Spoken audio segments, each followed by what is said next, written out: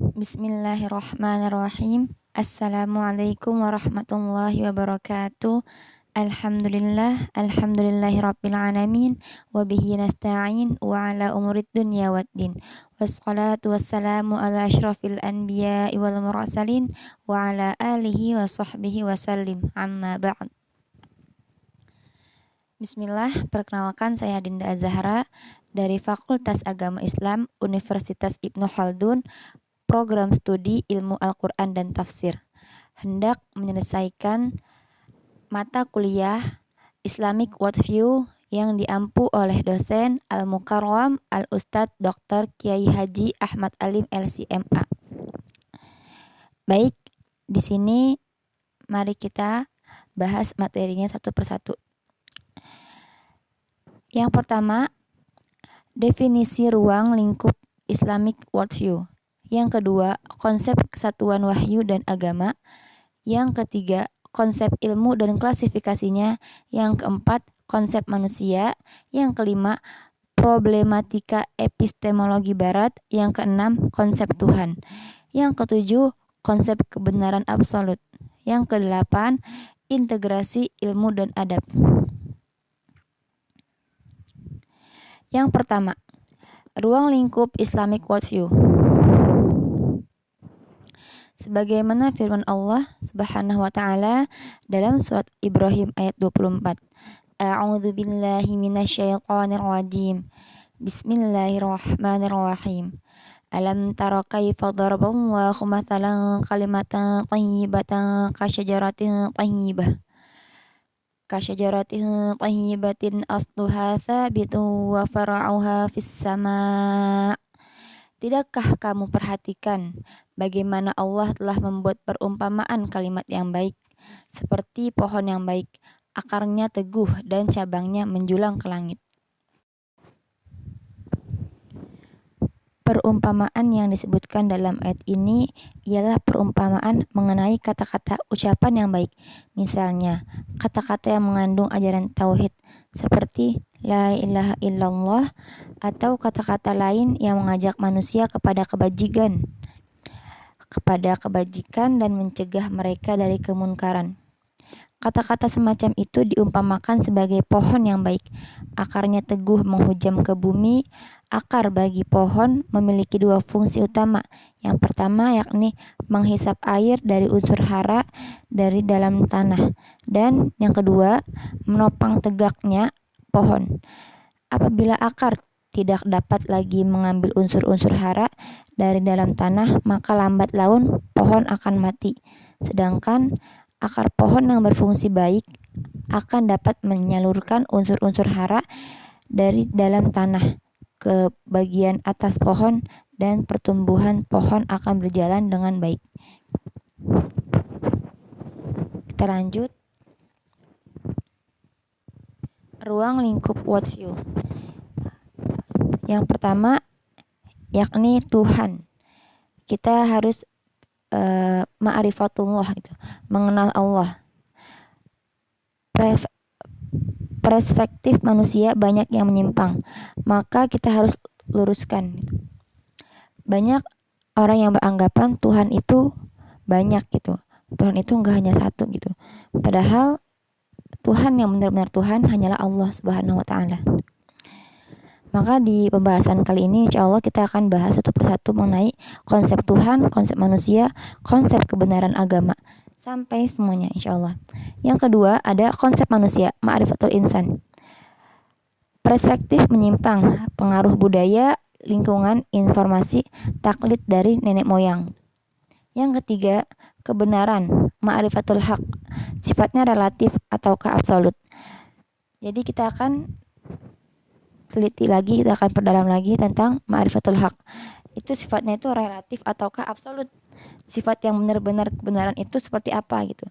Karena banyak yang benar tapi belum tentu itu benar. Jadi mana kebenaran yang benar-benar benar gitu. Yang keempat ada ma'rifatul din atau mengenal agama. Biadillah, bagaimana konsep agama dengan argumen yang jelas. Kita harus paham dalil akli dan nakli. Apa yang dimaksud ad-din yang diridhoi oleh Allah Subhanahu wa taala? Yang selanjutnya, ma'rifatun nabi. Mengenal nabi. Ada konsep nabi, konsep wahyu. Di sini kita akan mempelajari mana nabi yang asli dan nabi yang palsu gitu. Karena pada zaman saat ini banyak orang yang mengaku-ngaku menjadi nabi. Selanjutnya ada kitab suci atau bisa disebut ma'rifatul kitab. Konsep kitab suci, pribumi juga mempunyai kitab suci yang berbeda-beda dan agama lain juga punya kitab suci. Tetapi kitab suci manakah yang benar-benar suci? Yang selanjutnya ada ma'rifatul ilm atau mengenal ilmu. Tidak semua informasi itu ilmu. Jadi kita harus bisa memilih informasi yang baik yang bisa menjadi ilmu bagi kita. Baik, yang selanjutnya perbedaan kultur, agama, ras, kepercayaan dan lain sebagainya. Di sini ada perbedaan persepsi. Perbedaan persepsi itu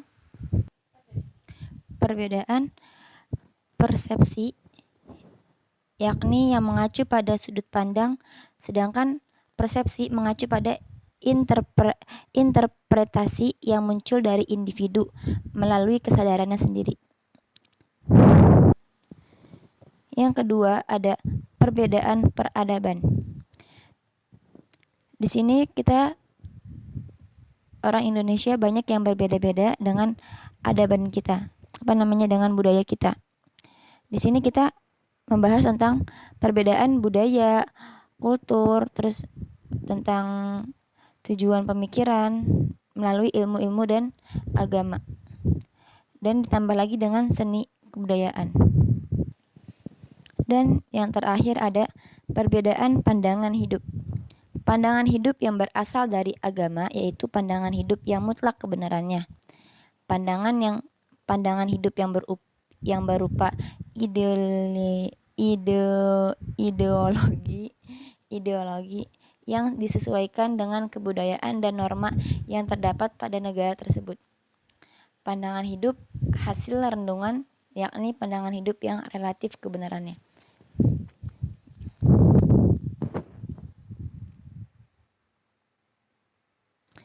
Di sini kita akan bahas definisi umum. Worldview adalah kepercayaan, perasaan, dan apa-apa yang terdapat dalam pikiran orang yang berfungsi sebagai motor bagi keberlangsungan dan perubahan sosial dan moral. Sangat penting agar melahirkan gagasan kita. Jadi kita harus mempunyai worldview yang besar, pemikiran dan paradigma yang baik. Worldview dalam definisi Islam, yakni pandangan hidup Islam adalah akidah fikriyah atau kepercayaan yang berdasarkan pada akal, yang asasnya adalah keesaan Tuhan, tauhid atau syahadah, yang terbentuk dalam pikiran dan hati setiap muslim dan berpengaruh terhadap pandangannya tentang keseluruhan aspek kehidupan, terutamanya tentang realitas kebenaran. Baik, kita lanjut materi yang kedua, yakni konsep kesatuan wahyu dan agama. Pengertian wahyu secara bahasa memiliki arti al-syariah atau isyarat yang cepat, al-kitabah atau tulisan, al-maktuh atau yang tertulis, ar-risalah pesan, al-ilham yakni ilham, al-i'lam al-qafi pemberitahuan yang bersifat tertutup dan tidak diketahui pihak lain dan cepat. Secara istilah, pemberitahuan Allah kepada seorang nabi tentang bentuk gaib, syariat, dan hukum tertentu. Dari definisi ini jelas bahwa konsep wahyu dalam Islam harus mengandung dua unsur utamanya, yaitu yang pertama, pemberi berita atau Allah, dan yang kedua, penerima berita atau nabi. sehingga tidak dimungkinkan terjadinya wahyu tanpa keduanya atau menafikan salah satunya. Jadi kita harus berpikiran, harus mempunyai pola pikir yang luas gitu, bahwa adanya wahyu karena adanya kedua unsur tersebut, yakni Allah dan Rasulullah gitu.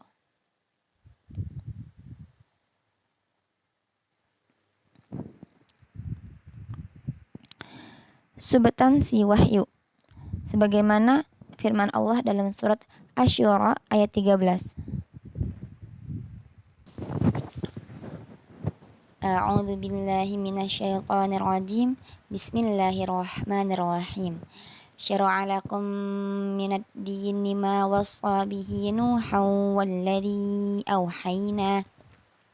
والذي أوحينا إليك وما وصينا به إبراهيم وموسى وعيسى أن أقيموا الدين ولا تتفرقوا فيه كبر على المشركين ما تدعوهم إليه الله يجتبي إليه من يشاء ويهدي إليه من ينيب.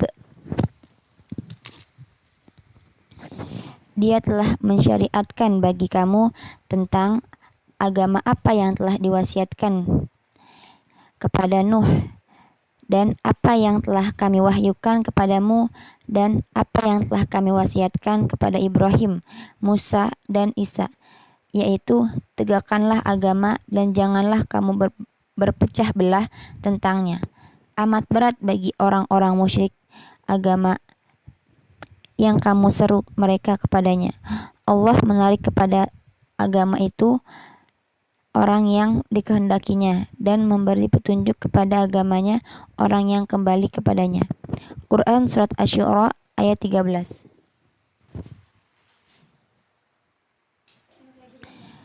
Kita lanjut pembahasan yang ketiga, konsep ilmu dan klasifikasinya. Kenapa peran Islam terbelakang dan tertinggal? Sebabnya yang pertama, karena kemerosotan di bidang ilmu ini sehingga menjadi sosok manusia yang terbelakang dan tertinggal kalau memang hidupnya tidak diarahkan pada ilmu. Yang kedua, cengkraman budaya barat, peradaban barat yang telah mewariskan dikotomi sehingga memisahkan dunia dan akhirat, lalu terjadi kekosongan dan kemunduran ilmu. Solusinya, kita sebagai umat Islam harus cerdas menseleksi, melakukan filterisasi terhadap budaya barat yang tidak pasti dan yang masuk ke dalam budaya Islam. Dalilnya, para ulama menjadikan ilmu itu sebagai pilar dari sebuah pilar. Qala Rasulullah sallallahu alaihi wasallam qala fadlul ilmu afdalu minal fadlil ibadah wa khairu dinakum ruh. Keutamaan ilmu itu jauh lebih baik dibandingkan amalan yang hukumnya sunnah, dan agama kalian yang paling baik. Kita sebagai umat Islam mempunyai solusi, yakni kita harus cerdas menseleksi, melakukan filterisasi terhadap budaya barat yang tidak pasti dan yang masuk ke dalam budaya Islam. Jadi kita jangan langsung menerima apa yang masuk dari budaya barat ke budaya Islam kita. Kita harus bisa melakukan filterisasi, memilih-milih mana yang benar dan mana yang salah. Jangan sampai kita terjebak di dalamnya. Lalu dalilnya, yakni para ulama menjadikan ilmu itu sebagai pilar dari sebuah pilar, sebagaimana sabda Rasulullah. Qala Rasulullah sallallahu alaihi wasallam qala fadlul ilma afdalu minal fadlil ibadah wa khairu dinakumul wara. Keutamaan ilmu itu jauh lebih baik dibandingkan dengan amalan yang hukumnya sunnah, dan agama kalian yang paling baik adalah wara, atau menjauhi syubhat dan maksiat. Hadis riwayat Abu Nuaim di dalam kitabnya Hilyatul Auliya.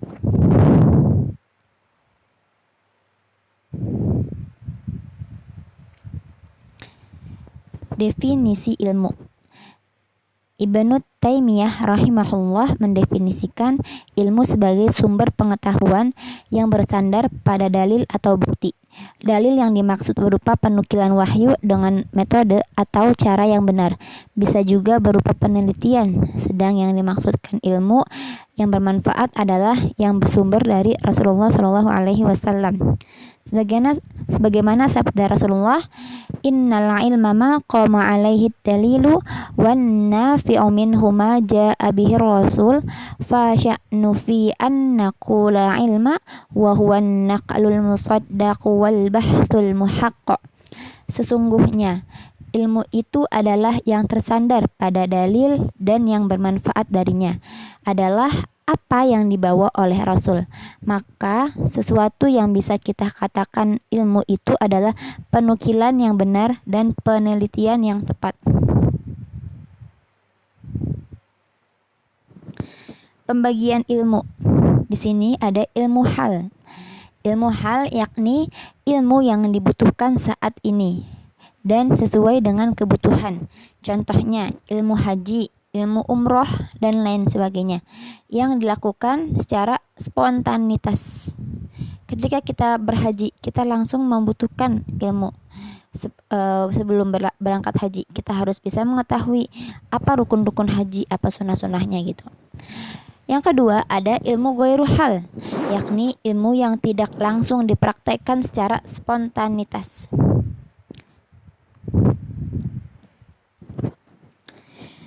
Pembahasan yang keempat yakni mengenai konsep manusia.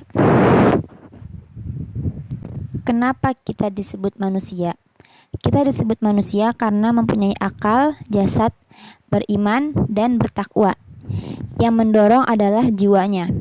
Jiwa di sini disebut an-nafs, yang artinya adalah tempat bersemayamnya ruh.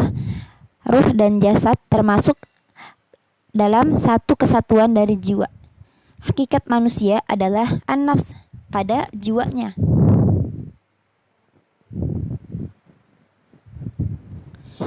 Firman Allah Subhanahu wa taala di surat Al-Mu'minun ayat 12 sampai 14.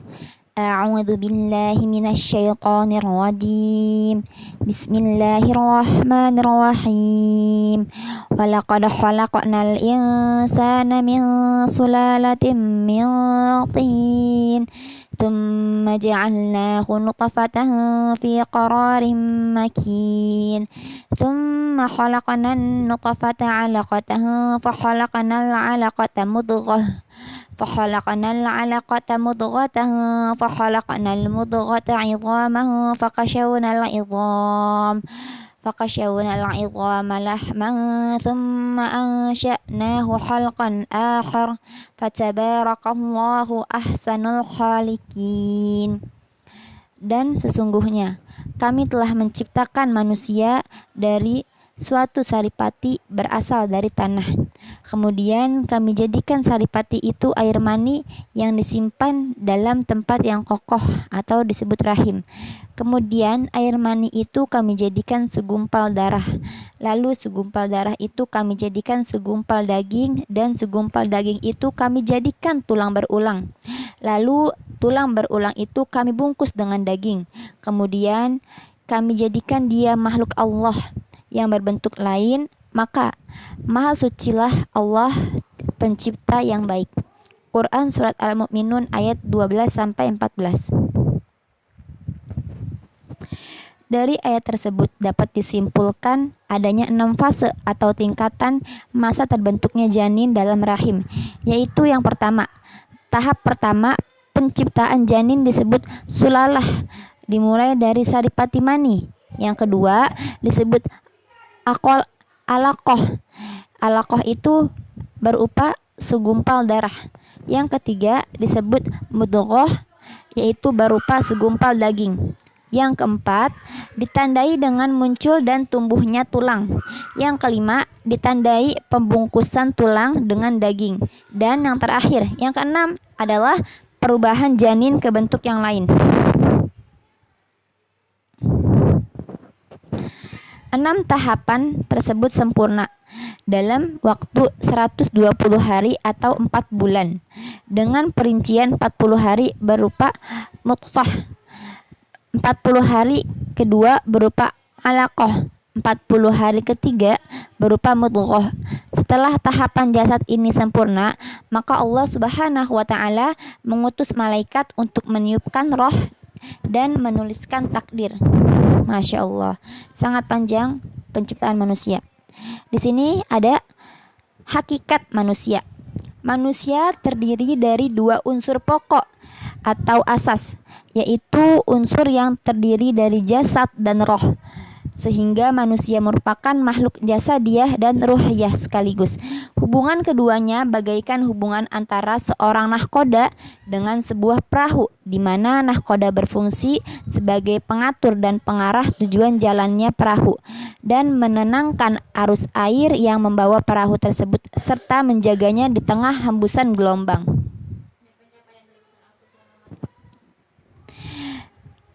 Ibnu Al-Jauzi rahimahullah melihat jiwa sebagai esensi atau hakikat manusia berhijrah dengan hadis Nabi Shallallahu Alaihi Wasallam yang mengatakan bahwa dari Abu Hurairah rahimahullah, Rasulullah Shallallahu Alaihi Wasallam bersabda, sesungguhnya Allah tidak melihat jasad kalian dan tidak pula melihat bentuk kalian, akan tetapi Allah melihat hati kalian dan amal kalian. Hadis riwayat Muslim. Pembahasan yang kelima, yakni problematika epistemologi Barat. Tantangan peradaban Barat. Setelah komunis runtuh, saat ini tantangan terbesar dan tersulit justru datang dari peradaban Barat. Ulama besar India, Syekh Abdul Hasan Ali An-Nadwi, berpendapat bahwa peradaban Barat adalah kelanjutan peradaban Yunani dan Romawi yang telah mewariskan kebudayaan politik, pemikiran, dan kebudayaan.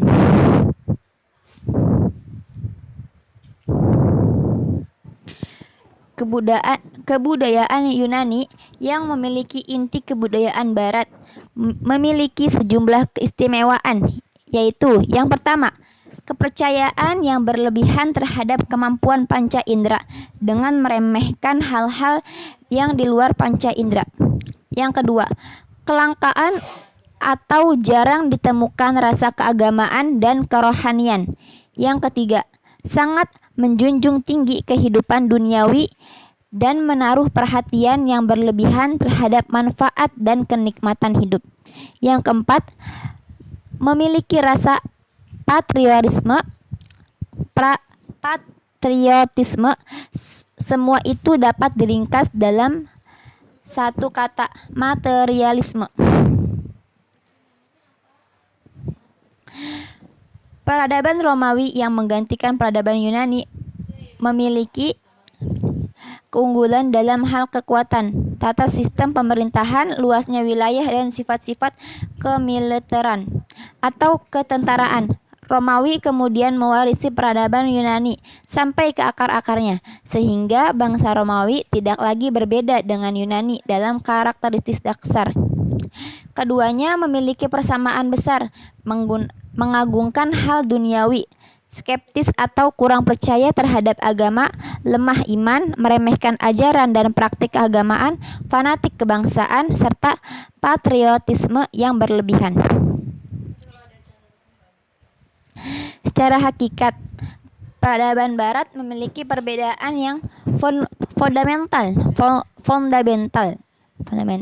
atau bersifat dasar dengan Islam. Barat adalah sebuah peradaban yang berdasarkan nilai-nilai sekuler liberal yang kini dipaksakan untuk dianut oleh seluruh umat manusia melalui berbagai cara. Sejak awal, peradaban yang tumbuh dari tradisi Yunani kuno dan Romawi ini sebenarnya memiliki tradisi yang berakar pada nilai-nilai materialistis, hedonistik, dan juga mistik. Banyak sarjana muslim yang sudah mengkaji dengan cermat hakikat peradaban Barat ini dan menjelaskan apa karakteristik negatif dan positif yang ada pada peradaban yang sedang menang ini. Pembahasan yang keenam yakni konsep Tuhan. Konsep Tuhan merupakan konsep yang mendasar bagi setiap agama. Dari konsep Tuhan inilah kemudian diuraikan konsep-konsep lain dalam agama, baik konsep tentang manusia, tentang kenabian, konsep tentang wahyu, konsep tentang alam, dan sebagainya. Karena itu, setiap berbicara tentang agama, maka mau tidak mau yang pertama kali perlu kita pahami adalah konsep Tuhannya.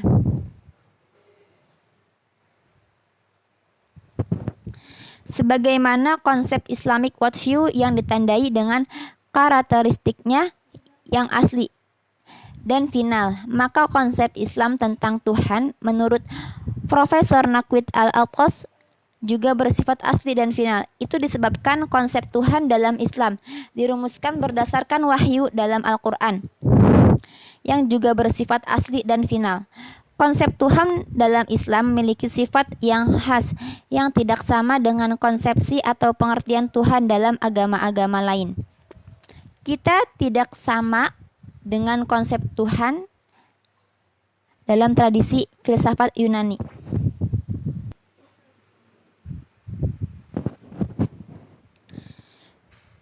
Konsep Tuhan yang pertama, yakni Tuhan dalam agama Islam. Tuhan dalam agama Islam dikenal dengan nama Allah. Kata Allah tidak boleh diucapkan sembarangan, tetapi harus sesuai dengan yang dicontohkan Rasulullah SAW sebagaimana bacaan-bacaan ayat-ayat Al-Quran. Yang kedua, Tuhan dalam tradisi Yunani. Pengertian sebagai contoh. Dalam konsepsi atau pengertian Aristotle, Tuhan disebut sebagai unmover, yaitu penggerak yang tidak bergerak. Tuhan Aristotle adalah Tuhan filsafat, Tuhan yang ada dalam pikiran, karena ia harus ada secara logika sebagai penggerak alam semesta yang senantiasa berada dalam keadaan bergerak dan berubah. Yang ketiga, konsep Tuhan dalam tradisi Barat modern. Konsep Tuhan dalam Islam juga berbeda dengan konsep Tuhan dalam filsafat Barat modern. Modernitas atau kemodernan sebagaimana menjadi kenyataan di Eropa sejak abad ke-17 mulai meragukan ketuhanan. Reformasi Protestan abad ke-16 sudah menolak banyak pernyataan gereja. Dalam abad ke-17, empirisme menuntut agar segala pengetahuan mendasarkan diri pada pengalaman indrawi.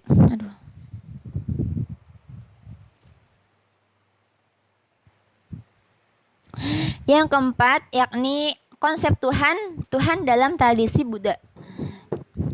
Dalam konsep agama Buddha, misalnya seorang Buddhis memiliki 6 keyakinan yang disebut Saddha, yang terdiri dari keyakinan tentang adanya 1. Tuhan yang Maha Esa, 2. Triratna, 3. Bodhisattva, Arahat dan para Buddha, 4. Hukum kasunyatan, yang kelima kitab suci Tripitaka, dan yang keenam Nirvana. Yang kelima, Tuhan dalam tradisi agama Hindu. Agama Hindu pun memiliki konsep ketuhanan yang khas yang berbeda dengan konsep-konsep agama lain tentang Hindu. Alain Danielov menerangkan dalam bukunya God of India, Hindu Policeman, yang mana agama Hindu itu beranggapan bahwa wahyu berbeda-beda dengan bedanya zaman dan negara. Kaum Hindu Bali menyebut Tuhan yang Maha Esa sebagai Sang Hyang Widiwasa atau bisa disebut Brahman. Yang keenam, Tuhan dalam tradisi Yahudi Kristen. Tradisi tentang Tuhan dalam agama Yahudi dan Kristen berasal dari rumpun tradisi Nabi Ibrahim alaihissalam atau Abrahamic Faith Tradition, membawa ajaran monoteisme seperti mana diakui oleh ramai ahli dalam keagamaan modern. Pembahasan yang ketujuh mengenai konsep kebenaran absolut. Hakikat dari realitas dan kebenaran harus dipahami dari dua sisi arah yang saling berintegrasi selamanya, yaitu dari sisi keimanan dan sisi kehidupan.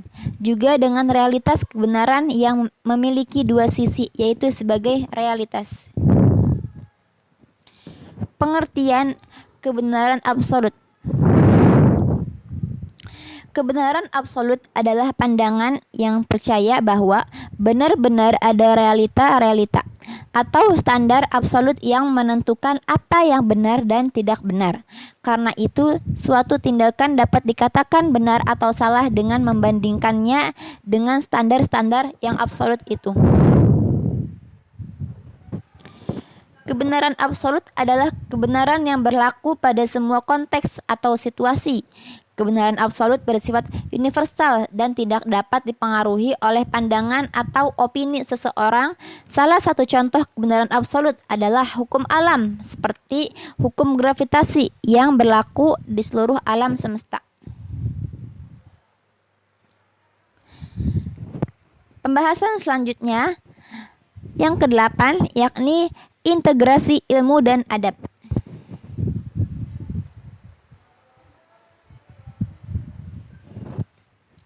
Dalam Islam, ilmu dan adab adalah dua hal yang saling terintegrasi, yang saling menguatkan antara satu dengan yang lainnya. Keduanya itu tidak dapat dipisahkan, di mana kebermaknaan yang tergantung pada yang lainnya. Ilmu tanpa adab ibarat pohon tanpa buah.